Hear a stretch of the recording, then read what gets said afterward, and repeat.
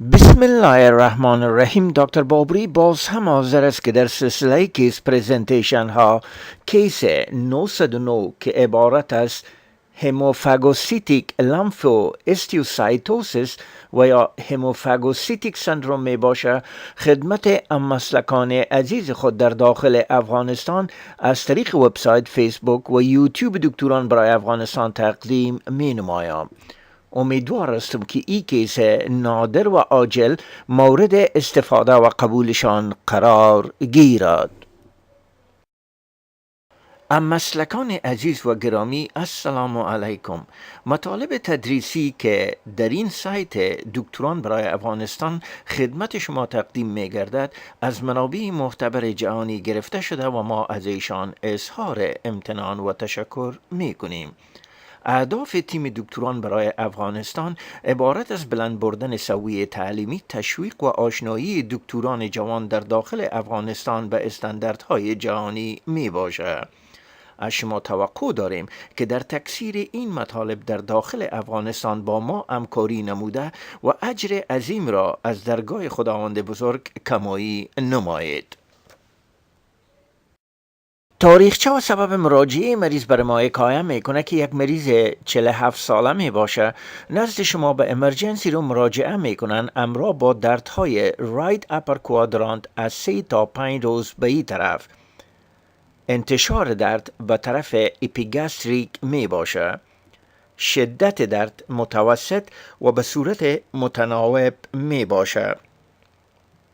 درد همراه با مواد غذایی و حرکات ارتباط نداره. همچنان مریض از دلبدی، قیاد، سرچرخی و تب هم شاکی می باشه. از کدام اعراض دیگر حکایه نمی کنه. از نقطه نظر پس مدیکال هیستوری مریض سابقه هایپرتنشن و دیابتیس می داشته باشه. از نقطه نظر سرجیکال هیستوری، فامیلی هیستوری، آلرژی و همچنان از نقطه نظر سوشیال هیستوری unremarkable می باشه. ادویه‌ای که مریض در خانه استفاده میکنه شامل لیپیتور، انسولین، لوزارتان و متاپرولول می باشه. از نقطه نظر فیزیکال اگزامینیشن یک شخص میان سال می باشه در مایلد دیسترس قرار می داشته باشه. در وایتال ساین فشار خون مریض 166 بر 69 بلند، همچنان تو مریض 102.9 بلند می باشه. بقیه معاینات وایتال ساین unremarkable می باشه. در معاینات فیزیکی نقاط مثبت رایت اپر کوادرانت و ناحیه اپیگاستریک تندرنس جاس می گرده. همچنان در معاینات بطنی مریض هپاتومگالی می داشته باشه. بقیه معاینات فیزیکی در نزد مریض unremarkable می باشه. در معاینات لابراتواری نزد مریض وایت بلاد سل مریض 890 یعنی لوکوپینیا، انیمیا، هموگلوبین مریض 8، هماتوکریتش 24.5 پایین می باشه. همچنان مریض یک ترومبوسایتوپینیا هم می داشته باشه.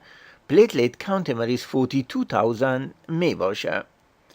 در معاینات CMP مریض لیور فانکشن تست مریض یعنی AST ALT و الکلین فاسفتیز مریض بلند می باشه. همچنان مریض مایلد متابولیک اسیدوسیس هم می داشته باشه. امرجنسی روم نزد مریض ابدومینال اولتراساوند صورت می گیرد. تنها چیزی که در نزد مریض دیده میشه هپاتومگالی و همچنان تریس پری هپاتیک اسایتس دیده میشه. حتی در امرجنسی روم وضع عمومی مریض خراب شده نزد مریض عملات مرگی پیدا می گرده. همچنان مریض به رسپیراتوری فیلر، اکیوت رینال فیلر و DIC پیکچر داخل می گرده. یعنی مریض مولتی ارگان فیلر می داشته باشه. البته در این وقت مریض انتوبیت کرده به میکانیکال ونتیلیتر کنکت می نماید. وقت مریض همراه با میکانیکال ونتیلیتر CMV مود rate of 14 100% FiO2 450 tidal volume اسیدیمیا های gradient hypoxemia نشان می دهد. امونیا لیول مریض 116 بلند، همچنان لاکتیت لیول 19.7 فوق العاده بلند می باشه. البته در این وقت با تشخیص مولتی سیستم ارگن فیلر سپسیس سندروم مریض در مدیکال آی سی یو بستر میگرده. البته نزد مریض یک مقدار زیاد مایع به شکل بولس و بعدها D5 نوموسالین 150 ml در یک ساعت چالان میگرده. همچنان پویسن کنترل سنتر تماس گرفته میشه. نزد مریض N اسیتیل سیستین همچنان بعد از کلچر براد اسپکتروم انتیبیوتیک چالان میگرده. آی دی و هماتولوژی کانسلتیشن هم نزد مریض گرفته میشه. در این وقت نزد مریض بایکاپ دریپ هم چالان میگرده. نورولوژی ایوالویشن گرفته میشه. مریض همراه با لودینگ دوز کپرا تداویش شروع میکنن. همچنان چون امونیا لیول در خون مریض بلند میباشه مریض همراه با لکچلوز هم تداویش شروع میکنن. تا معاینات لابراتوری برمیگرده سیرولوژی برای اپشتاین بار ویروس مثبت میباشه. همچنان فریتین لیول 17000 فوق العاده بلند میباشه. روز بعد نزد مریض بون مرو صورت میگیره که نشان میده ماکروفاژ ها همراه با هموفاگوسیتوسیس که البته تشخیص هموفاگوسیتیک لامفو هیستیوسایتوسیس کانفرم میکنن. بعدها بعد از کانسلتیشن همراه با هماتولوژی نزد مریض کیموتراپی ریتاکسیماب، اتوپوزاید و دکسامتازون هم شروع میگرده. آیسته آیسته وضع عمومی مریض بهبود یافته. لیور فانکشن تست مریض هم بهبود می‌یابه. در این سلاید بون مرو بایوپسی نشان میده که ماکروفاژ ها یک تعداد زیاد رد بلد سل فاگوسایتوسیس کرده می باشه و در سایتوپلازم خود یک تعداد زیاد رد بلد سل ماکروفاژ ها می داشته باشه که البته این تشخیص هموفاگوسیتیک سندروم کانفرم می کنه. مروارید هایی را که دکتر جوان ما درباره هموفاگوسیتیک سندروم و یا هموفاگوسیتیک لامفو هیستیوسایتوسیس برای ما جمع آوری کرده قرار آتی می باشه. هموفاگوسیتیک سندروم یک مرض نادر و مدهش التهابی شدید می باشه که ناشی از آزاد شدن یک مقدار زیاد سایتوکاین در عضویت تولید می گرده. البته این حادثه میتونه متعاقب انتانات و سرطان ها در نزد مریضا پیدا گرده. یک مرض فوق العاده نادر بوده. انسیدنسش 1 در 1.5 میلیون پیپل می باشه.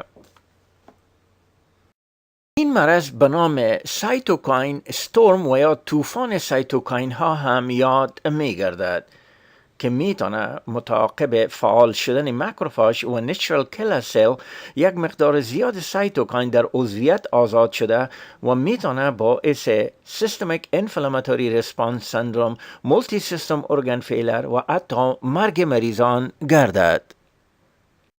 به صورت عموم دو تایپ هموفاگوسیتیک لامفو هیستیوسایتوسیس وجود داره. یکی پرایمری و دیگر سکندری می باشه. پرایمری فرم فاگوسیتیک سندروم به نام فامیلیال هموفاگوسیتیک لامفو هیستیوسایتوسیس هم یاد می کنند که البته در نزد مریضا متعاقب جن میوتیشن یعنی فامیلی هیستوری می داشته باشه.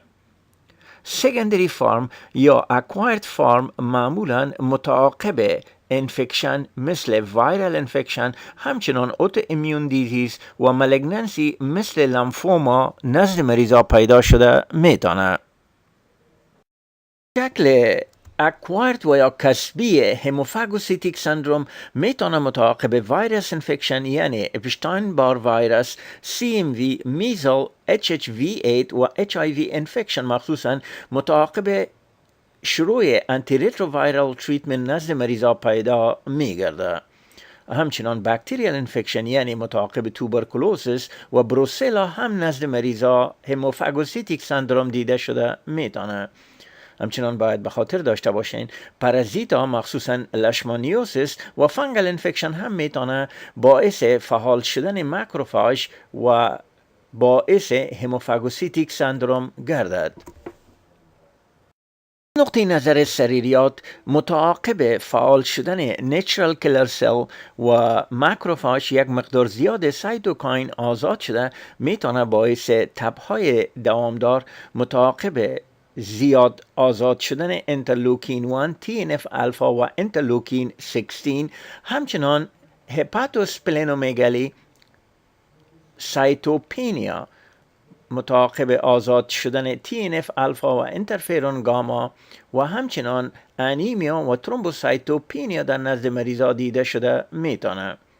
از نقطه نظر عصبی مریضا امرا با عملات مرگی تشوشات ازواج قفی اگر نزد مریضا LP صورت بگیره معمولا سل کاون و پروتین در نزد مریضا بلند می باشه. ایمیجینگ استدی میتونه دیفیوز و فوکال ابنورمالیتی و همچنان پرانکیمال کلسیفیکیشن نشان میده. لس کامن لمفو ادنوپاتی و رشح‌های جلدی می باشه. نوت لابراتوری که در هموفاگوسیتیک سندروم باید به خاطرتان باشه یکی عبارت از elevated ferritin level که فوق العاده بلند میره بیشتر از 10,000 در نزد از این مریضا می باشه. متعاقب اکتیویشن ماکروفاژ یک مقدار زیاد فریتین آزاد میگرده. همچنان سوی ترایگلیسیرید در نزد مریضا بلند میگرده. یعنی متعاقب اکتیویشن TNF الفا باعث سپرشن لایپوپروتین لایپیس و در نتیجه باعث ازدیاد ترایگلیسیرید در نزد مریضا میگرده. LDH هم در نزد مریضا بلند می باشه. فایبرینوژن در نزد مریضا کم میگرده چون در نزد از این مریضا انکریس لیول پلازمینوژن اکتیویتور دیده میشه. همچنان امپیر نیچرال کلر سل در نزد مریضا باعث بلند رفتن سالوبل CD25 هم میگرده. تشخیص مریضای هموفاگوسیتیک سندروم بیست آن هیستری و فیزیکال اگزامینیشن می باشه. قسمی که پیشتر گفتیم شکل فامیلیال ژنتیک دفکت می داشته باشه. در اشکال کسبی باید underlying condition در نزد مریضا تحری گردد. از نقطه نظر سریریات مریضا تب اسپلینومگالی همچنان سایتوپینیا یعنی هموگلوبین مریضا کمتر از 9 گرم، پلیتلیت کاونت مریضا کمتر از 100,000، ابسولوت نیوتروفیل کاونت کمتر از 1000 می باشه. همچنان نزد مریضا فاستینگ ترایگلیسیرید بالاتر از 265 و فایبرینوژن کمتر از 150 میلی گرم پر لیتر می باشه. اگر نزد مریضا پریفرال سمیر، لمف نود و یا بون مارو با ابسی صورت بگیره هموفاگوسیتوسیس دیده میشه. همچنان سوی نیچرال کلر سل اکتیویتی در نزد مریضا پایین میگرده. فریتین لیول بالاتر از 500، سالوبل CD25 بالاتر از 2400 می باشه. وی فریتین خون در نزد مریضا فوق العاده بلند بوده یعنی بیشتر از 10,000 می باشه. مکانیزم بلند رفتن فریتین در خون مریضا به درستی معلوم نبوده اما فکر میشه ناشی از تخریب انساج و یا ازدیاد افرازات فریتین توسط ماکروفاژ ها باشه. رفتن فریتین بالاتر از 10,000 سنسیتیویتی 90% و اسپسیفیسیتی 96% در نزد از این مریضا می داشته باشه. البته در تشخیص تفریقی باید که ادالت اونست ستل دیزیز و همچنان مالگننسی باید به خاطرتان باشه. در تداوی مریضای هموفاگوسیتیک سندروم در مرحله اول سپرشن سیویر هایپر انفلمیشن می باشه که میتونین از استروید یعنی دکسامتازون، سایکلوسپورین ای که میتونه اکتیویشن تی سل مانع گردد. همچنان در نزد از این مریضا از اتوپوزایت استفاده کرده میتونین. البته underlying condition مثل انفکشن و نیوپلازم در نزد مریضا باید تحری و تداوی گردد. برای لانگ ترم تریتمنت مریضا مخصوصا در فرم ژنتیک از آلوژنیک استم سل ترانسپلانتیشن استفاده می گردد. انظار مریضای هموفاگوسیتیک سندروم اگر به زودی تشخیص و تداوی نگرده فوق العاده خراب و فیات بلند می داشته باشه. البته انظار خراب بیشتر در جوانا و همچنان اشخاصی که سیستم عصبیشان موف می باشه دیده شده میتونه. نقص مرض معمولا در سال اول مخصوصا در جن میوتیشن یعنی ژنتیک فرم دیده شده میتونه. تیم دکتران برای افغانستان افتخار دارند که در پهلوی شریک ساختن موضوعات تعلیمی جدید با نسل جوان در وطن، بایوگرافی پیشگامان طبابت در افغانستان را به معرفی میگیرند. ما از فامیل ها و نزدیکان این قهرمانان اصیل افغان خواهشمندیم که سوانح قطاران این بزرگان را با ما شریک سازند تا نسل های بعدی از این افتخارات آگاه گردند.